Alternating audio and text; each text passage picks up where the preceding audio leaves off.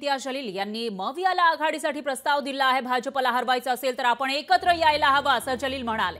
तर मविया नेत्यांनी होकार दिल्यास आपण आघाडीसाठी तयार असल्याचं जलील यांनी म्हटलेलं आहे। कुठलीही तडजोड करण्यासाठी तयार आहोत असं वक्तव्य इम्तियाज जलील यांनी केलंय। आघाडीसाठी कुठलीही अट ठेवली नसल्याचंही स्पष्टीकरण त्यांनी दिलेलं आहे। तर इम्तियाज जलील जे एमआयएमचे खासदार राहिलेले आहेत, मागच्या निवडणुकीमध्ये त्यांचा पराभव झालाय, मात्र आता मविया सोबत जाण्यासाठी ते इंटरेस्ट दाखवताना दिसून येत आहेत। मागील काही दिवसांपासून त्यांच्याकडून अशा पद्धतीची वक्तव्य येत असतानाच आता त्यांनी तसा प्रस्ताव या ठिकाणी ठेवलेला आहे। इम्तियाज जलील यांनी मवियाला आघाडीसाठी प्रस्ताव ठेवलाय, त्यामुळे कोणत्याही प्रकारची तडजोड आपण करायला तयार असल्याचं ते म्हणतायत। त्यामुळे आता मवियाकडून त्यांचा हा प्रस्ताव स्वीकारला जातो का ते बघावं लागेल। आम्ही फक्त प्रस्ताव दिलेला आहे। आम्ही कोणत्याही जागेच्या संदर्भात कसलाही त्याच्यामध्ये उल्लेख केलेला नाही आहे।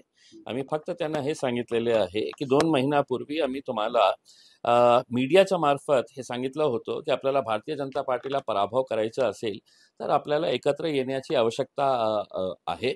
आणि त्याच्यानंतर अनेक दिवसानंतर काही नेत्यांनी मीडियाला हे सांगितलं होतं की आमच्याकडे रिटर्न मध्ये काही आलेला नाही आहे। माझी ताकद इतकी आहे तर मी इतके सीट्स मागणार आहे, ताकद इतकी आणि मागणार इतकं, मी तशा प्रकारच्या काहीही मागणी करणार नाही, हे मी आपल्याला स्पष्ट करून देतो। माझ्या तरी कडे तो आलेला नाही। जर मोठ्या नेत्यांकडे किंवा मीटिंग मध्ये गेला असेल तर त्याची माहिती मला नाही, पण मी तरी काही वाचलेलं नाही। आला असेल तर मुंबईच्या आमची जी टीम सीट शेअरिंगला बसते त्यांना विचारावं लागेल, ते आहेत सगळे मुंबईत, तुम्ही विचारू शकता। एमआयएमचा काही प्रस्ताव होता महाविकास आजच्या तारखेपर्यंत नाहीये।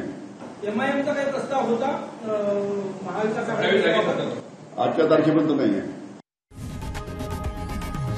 लोकशाही मराठी ऐका, पहा, जागरूक रहा।